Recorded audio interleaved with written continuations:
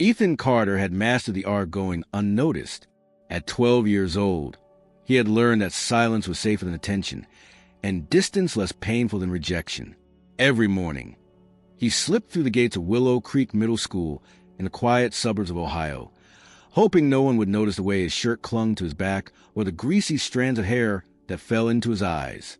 He always took the seat in the last row, near the window, where the light didn't reach too harshly and where the scent that clung to his clothes might be diluted by the breeze that sometimes crept through the old panes. Teachers had long since stopped calling on him, not because he didn't know the answers. Ethan was smart in his quiet way, but because the reactions from the other students had become too distracting. Wrinkled noses, subtle shifts away from his desk, giggles poorly disguised behind cupped hands. He never looked up, never responded. He simply faded deeper into his notebook, as though he could draw himself into a world where none of this mattered. It wasn't just the smell, though that was what people talked about. A pungent, sour odor that followed him like a shadow. It clung to his clothes, his skin, his backpack. At first, teachers had offered gentle suggestions. "Did you forget to shower today, Ethan?" But over time, concern gave way to frustration. After several complaints from other students and a growing discomfort among the staff, one of his teachers finally wrote a note to the principal, citing ongoing hygiene concerns. That same afternoon, Principal Alan Whitmore called Ethan into his office. The room was warm and smelled faintly of coffee and with polish. Mr. Whitmore, a tall man with tired eyes and a salt and pepper beard, sat behind his desk, tapping a pen against a file folder. Ethan sat stiffly across from him, fingers clutched around the straps of his backpack. "We've had several reports," Mr. Whitmore began gently, "from teachers, from students." Ethan didn't respond. He stared at a spot on the floor, just past the principal's shoes. "It's not about punishment," Mr. Whitmore continued. "It's about making sure you're okay. You understand?"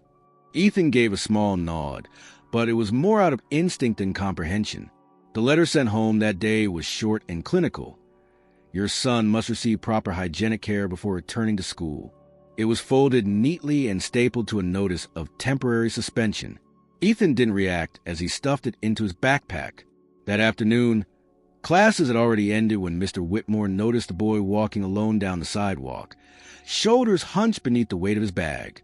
The summer heat was heavy in the air, and the pavement shimmered faintly in the distance. Something made the principal pause. Maybe it was the silence surrounding Ethan's departure, or maybe it was the guilt gnawing at the edges of his conscience. Whatever the reason, he decided to follow. He stayed a good distance behind, far enough that Ethan wouldn't notice. The boy didn't take the bus, nor did he veer toward any of the residential streets nearby. Instead, he crossed the old railroad tracks and continued past the outskirts of town, where the houses grew sparse and the roads more cracked. It was a walk of over 40 minutes, each step slow and deliberate, like someone who had done this trek many times before. Eventually, Ethan reached a cluster of trailers nestled in a patch of overgrown land near a shuttered gas station. They were rusted and weather-beaten, surrounded by discarded furniture and dry weeds. Mr. Whitmore stood behind a cluster of trees, heart pounding in a way he didn't quite understand. Ethan walked up to the smallest trailer and knocked twice before opening the door and slipping inside. Through a narrow window, Mr. Whitmore could see a dim interior, cluttered and chaotic. A woman lay on a threadbare couch, her face pale and drawn, a thin blanket pulled up to her chin despite the heat. She looked like she hadn't stood up in days. Her hair was unwashed, and her hands trembled when she reached for the boy. "Hi, Mom," Ethan said softly, bending down to kiss her forehead. He moved quickly and efficiently, gathering dishes, wiping counters, sorting through piles of laundry that sat in corners of the room. The trailer was stifling. No fans, no lights, no running water, from what Mr. Whitmore could tell. The air was thick with mildew and rot, and the smell was nearly unbearable even from outside. Ethan's movements were careful, practiced. He fetched a small basin, poured in some bottled water, and began washing a few articles of clothing by hand, wringing them out into a rusted bucket. Then he brought his mother a bottle of water and a few crackers. She smiled weakly at him, and he smiled back. Watching this unfold, Mr. Whitmore felt something in his chest twist sharply. This wasn't defiance or neglect. This was survival. This boy, this child, was doing everything he could alone. He turned away before he was noticed, his hands clenched at his sides, the smell of the trailer clinging to his clothes now. On the drive home, the silence in his car was deafening. He had seen poverty before. He had read statistics, attended workshops, donated to shelters, but he had never seen it like this. Not this close. Not in the eyes of a boy he had just sent away. When he finally pulled into his driveway, the sun was setting, casting long shadows across the lawn. He sat in his car for a long time, staring at the steering wheel.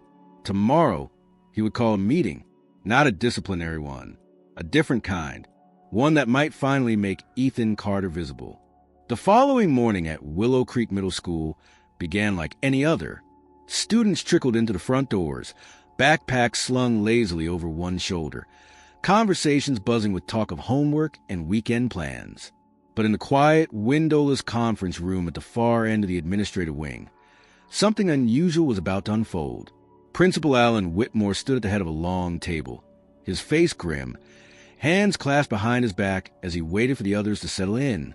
He had called the meeting unexpectedly, offering little explanation other than that it concerned an urgent student matter. Seated around the table were key members of the school's leadership: Vice Principal Harrow, the school counselor Ms. Lennox, Mrs. Jenkins from the attendance office, and 2 teachers from the 6th grade team.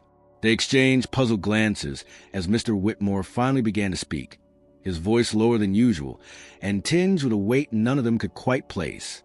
"This isn't disciplinary," he said, glancing at the door to make sure it was shut tight. "It's about a student who's been failed by the system, by all of us."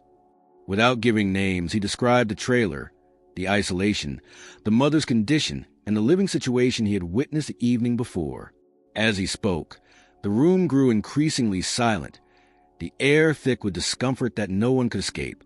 Even those who had previously raised concerns about Ethan's condition began to shift uneasily in their seats. "So what are you proposing?" asked Ms. Lennox cautiously, her brow furrowed. "I'm not just proposing something," Mr. Whitmore replied. "I'm taking responsibility, and I'm asking you to join me. This boy, Ethan Carter, needs more than a list of hygiene expectations. He needs support. He needs dignity." Vice Principal Harrow, ever the skeptic, leaned back in his chair and folded his arms. "With respect, Alan, we're educators, not social workers. If we open this door, how do we close it again? What happens when the next student comes in with a hard luck story?" Mr. Whitmore didn't flinch. "Then we help them too." "But the precedent," Harrow began again before being cut off by Mrs. Jenkins. "We already have precedents," she said softly. "Just the wrong kind. We suspend kids, isolate them, label them, but what do we actually do for them?" A silence followed her words, heavier than before. Mr. Whitmore turned to Ms. Lennox.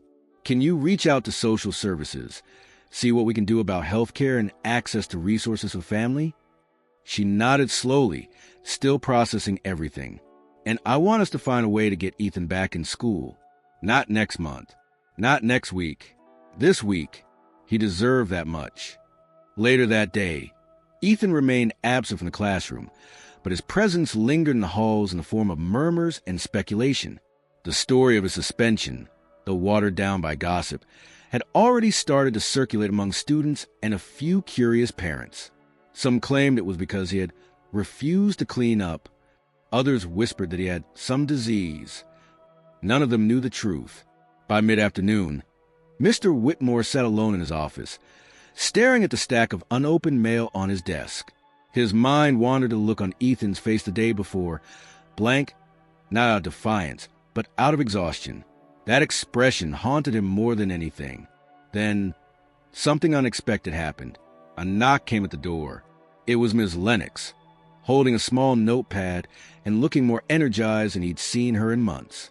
"I just got off the phone with a local outreach group," she said. "They're willing to send a caseworker to visit the family, maybe even get them enrolled in some emergency assistance programs. But they'll need someone to initiate contact, someone the family trusts." Mr. Whitmore already knew the answer before she finished speaking. That evening, he drove back toward the trailer park, this time not as an observer, but with purpose. He parked a respectful distance away and walked the remaining steps toward the weathered trailer where Ethan lived. The sun was beginning to dip below the trees, casting long, golden shadows across the gravel path. He knocked twice, then stepped back. The door creaked open slowly. Ethan stood there, confusion flickering across his face. Behind him, his mother's voice called out faintly, "Who is it, sweetheart?" "It's my principal," Ethan murmured, not quite believing it himself. Karen Carter struggled to sit upright as Mr. Whitmore stepped into the dim trailer. The air inside was no less stifling than the day before, but the atmosphere shifted slightly with the presence of a visitor who had not come to judge, but to listen. He introduced himself formally to Karen, who looked both surprised and embarrassed. Her hair was tied up now, her face freshly wiped with what little water they had. She apologized, stumbling over words, as if expecting to be scolded. "I'm not here to reprimand anyone," Mr. Whitmore said calmly.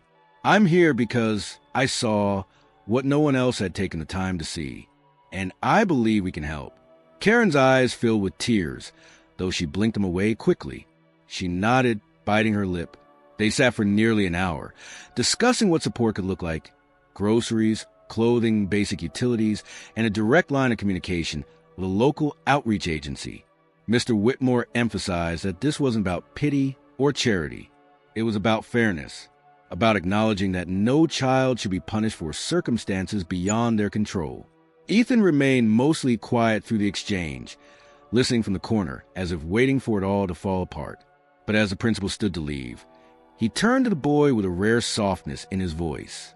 "You're not invisible, Ethan. Not anymore." Ethan didn't speak, but his eyes held onto those words like lifelines.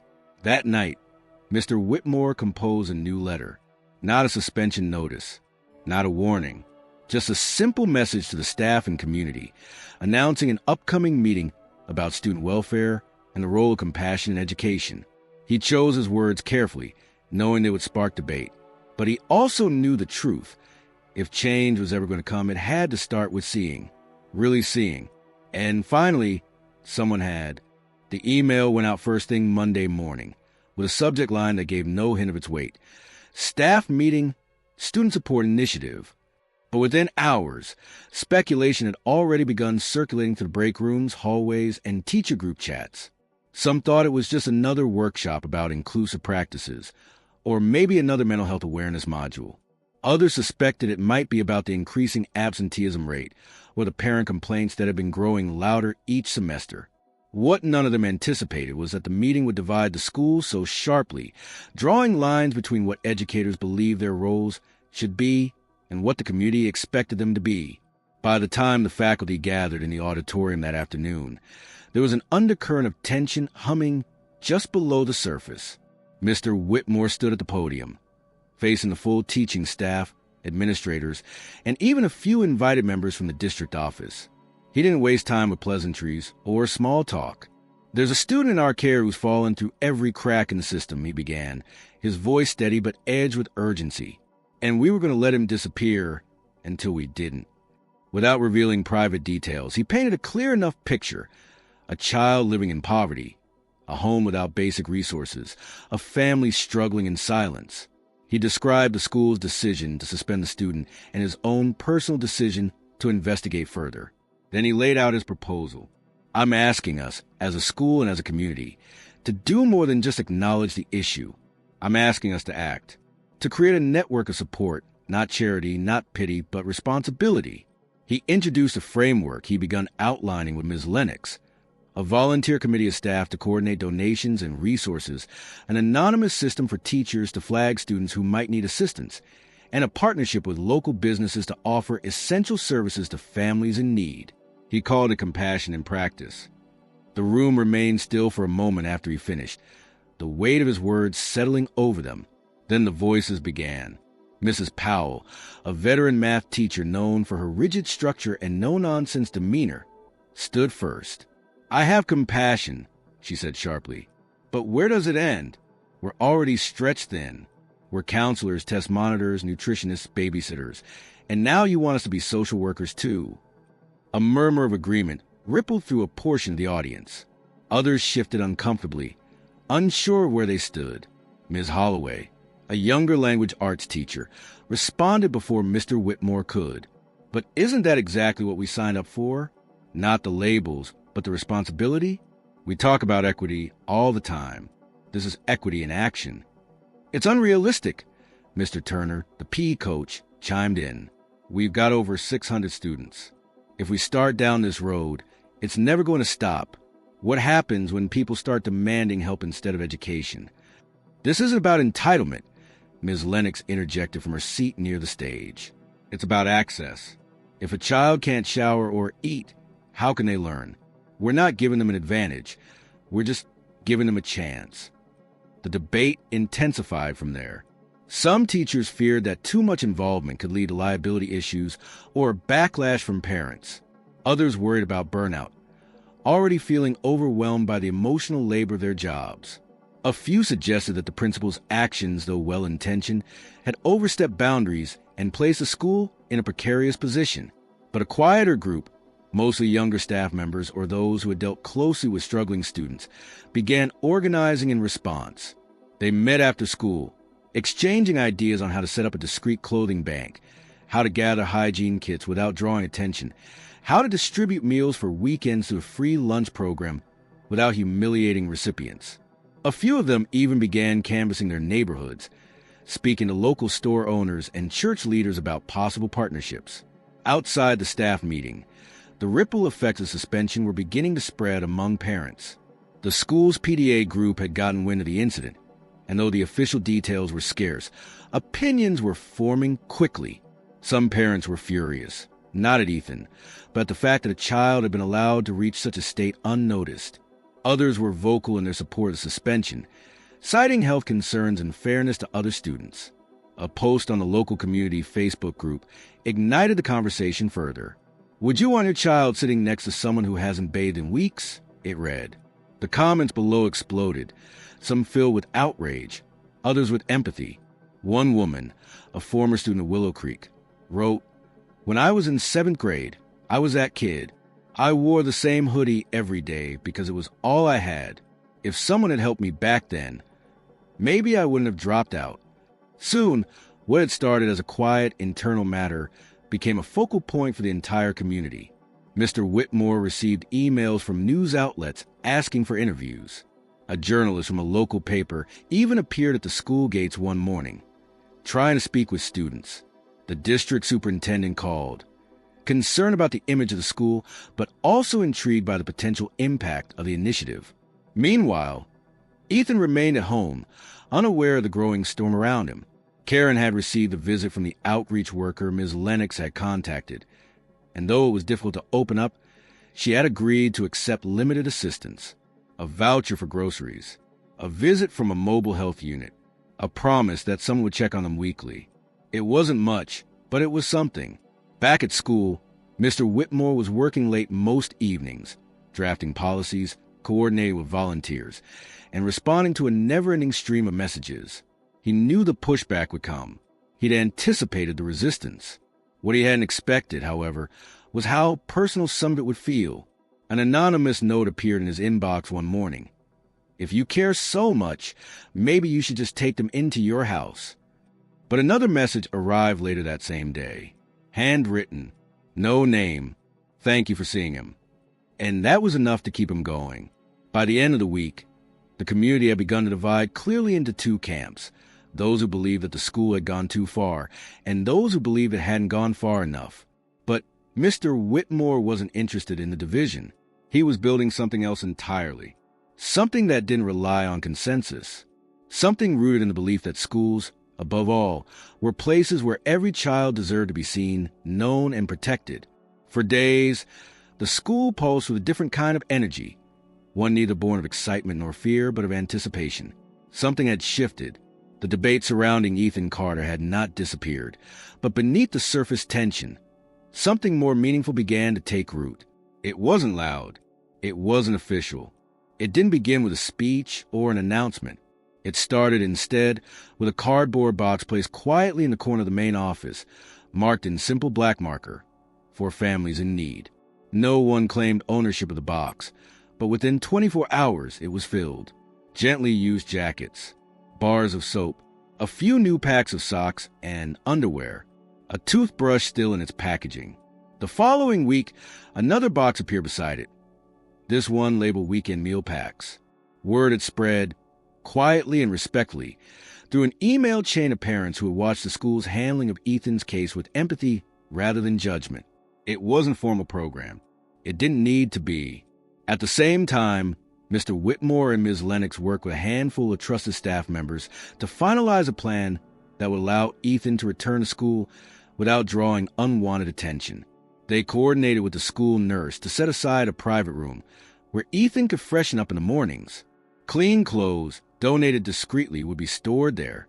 A local laundromat, owned by an alumnus of the school, had offered weekly laundry services free of charge for families referred through the school's support initiative. There were still logistical concerns, of course, legal paperwork, transportation issues, resource limitations, but the machinery had started turning, slow but steady. When Ethan returned to school the following Monday, there was no grand welcome, no applause, no ceremony, and that was precisely how he preferred it. He walked through the front doors just before first period, his backpack warm but clean, his shirt pressed flat, clearly secondhand but cared for. He kept his eyes low as usual, bracing himself for the stares, the whispers. But to his quiet surprise, there were none. A few students looked up, registered his presence, then looked away. A few nodded politely. No laughter, no cruel smirks. Inside the classroom, Ms. Holloway offered him a warm but unobtrusive smile as he took his usual seat in the back. His desk had been wiped down, a fresh set of notebooks placed neatly on top. The scent of cleaning supplies lingered faintly, and for once, Ethan didn't feel like he was carrying a storm cloud around him. He simply sat down, opened his notebook, and started writing. What Ethan didn't know was that a group of teachers had met the Friday before, specifically to prepare for his return. They had agreed, without needing to be told, that the reintegration had to be handled delicately, with zero spectacle. Every child in that school had witnessed how fast word traveled, how easily a moment of vulnerability could be stretched into ridicule. But this time, the adults were ready. This time, they were leading by example. At lunch, Ethan sat at the edge of a bench in the cafeteria. Tray in front of him, gaze fixed downward. He didn't expect conversation. But a few minutes later, a boy from his math class, Jalen, always loud but never cruel, slid into the seat across from him and started eating without a word. A moment passed, then another.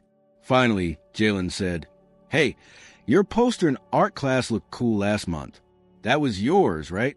The one with the city made out of cardboard." Ethan nodded, unsure what to say. It looked like something from a movie, like real movie stuff. That was it. That was the entire exchange. Jalen finished his sandwich and left. But for the first time in a long time, Ethan felt something unfamiliar stir in his chest. Normalcy. Outside the school, the ripple effect continued. A small plumbing company in town offered to fix the water connection in the Carter's trailer. They didn't make a show of it, just sent a technician one morning with a van full of tools and a quiet sense of purpose. A local grocery store added a discreet tab for school family accounts, allowing donations to be converted into store credit for families like Ethan's. The idea came from a cashier who had overheard customers discussing the story. The campaign, unofficially dubbed All for Ethan, began to take shape. It wasn't posted on bulletin boards or blasted across social media. It lived in whispered conversations, private messages, envelopes handed over quietly in church pews. It became the city's quiet rebellion against indifference. Inside the school, Ethan began staying after hours once or twice a week for tutoring with Ms. Holloway. She had offered gently, letting him know he wasn't behind, but that she saw potential in his writing that deserved more space. They worked in silence, mostly, her red pen dancing lightly across his pages, his eyes watching every move. One evening, as they packed up, she asked him, "Do you ever write just for yourself? Like not for school?" Ethan hesitated, then pulled a worn composition notebook from his backpack. The cover was faded and peeling. Inside were pages upon pages of stories, half-finished tales of boys who live in the woods, children who build invisible machines, heroes who ran toward danger while everyone else ran away. Ms. Holloway flipped through the pages slowly, nodding as she read. "You have a voice," she said softly. "A real one." He didn't know what to say to that, but that night he wrote again, more than he had in weeks. Meanwhile, Mr. Whitmore was summoned to the regional board office. The invitation was formal, the meeting scheduled with 3 members of the superintendent's staff. They asked direct questions about boundaries, ethics, and precedent. They cited policies and protocols, reminded him of the danger of setting examples without clear infrastructure. But Mr. Whitmore was prepared. He brought with him documentation, testimonies from parents, teachers, and even students.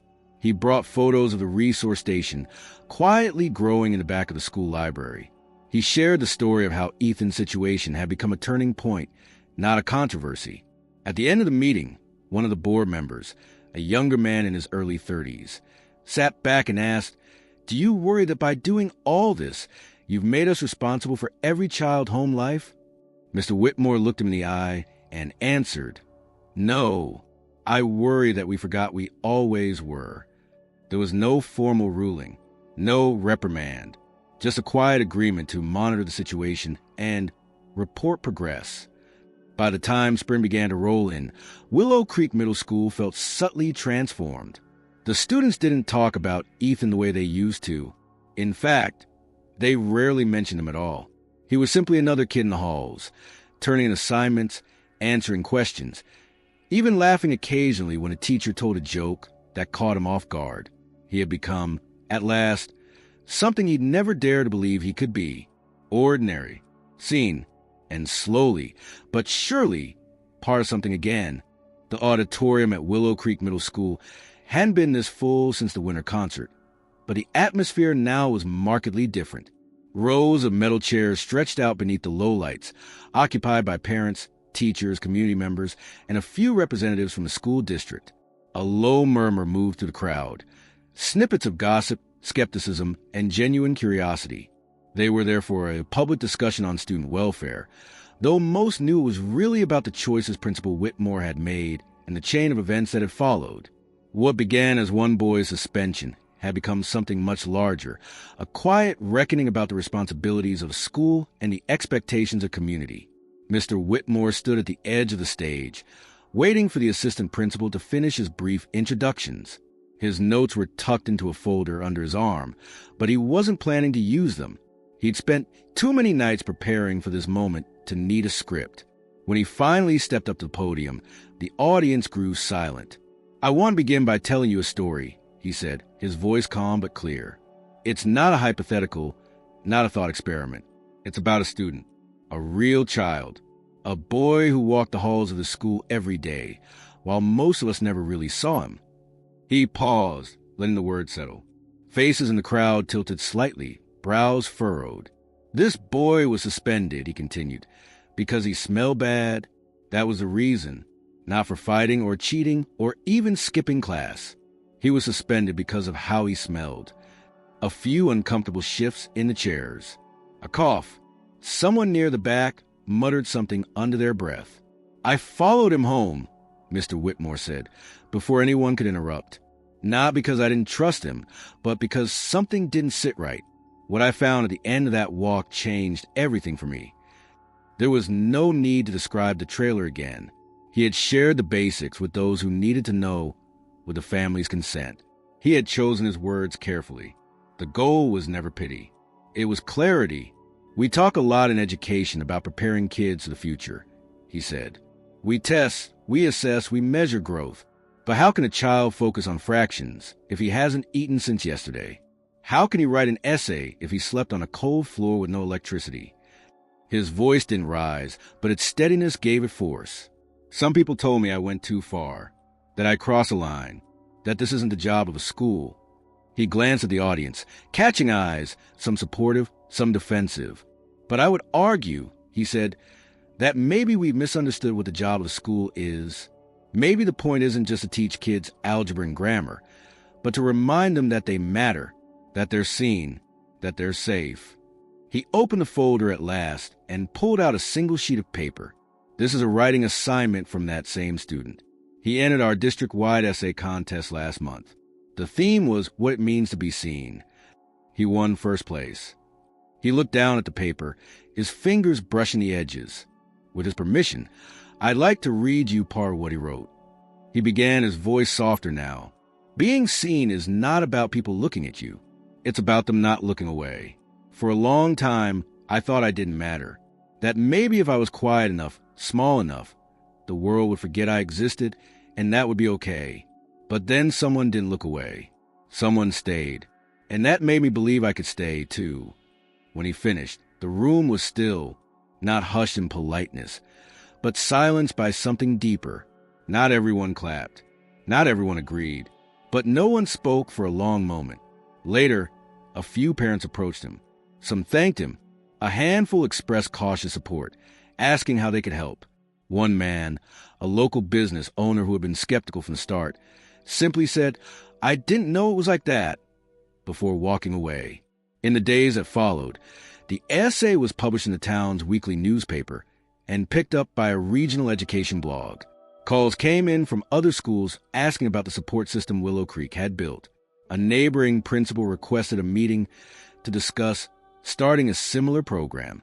Back at school, Ethan remained a quiet presence, still sitting in the back of most classes, still writing his notebook when no one was watching.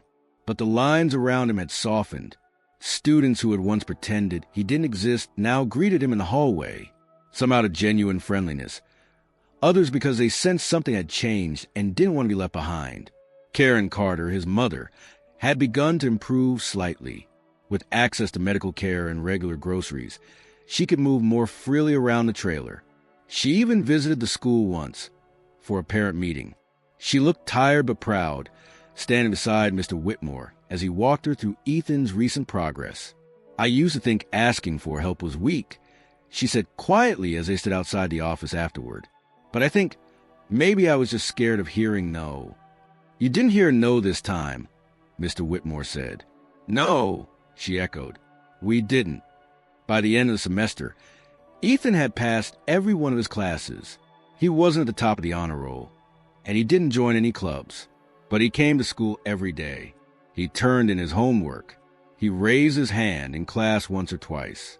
And in the spring, when Willow Creek held its 8th grade promotion ceremony in the gymnasium, he stood in line with the rest of his classmates, wearing a borrowed shirt and a smile that didn't try to hide itself. When they called his name, there was a moment of hesitation in the crowd, a quiet beat, then a ripple of applause. As he walked across the stage, he paused, only briefly, and turned toward a row of staff members standing near the bleachers. He didn't say anything, but he didn't have to. Mr. Whitmore watched him go with a quiet sense of satisfaction.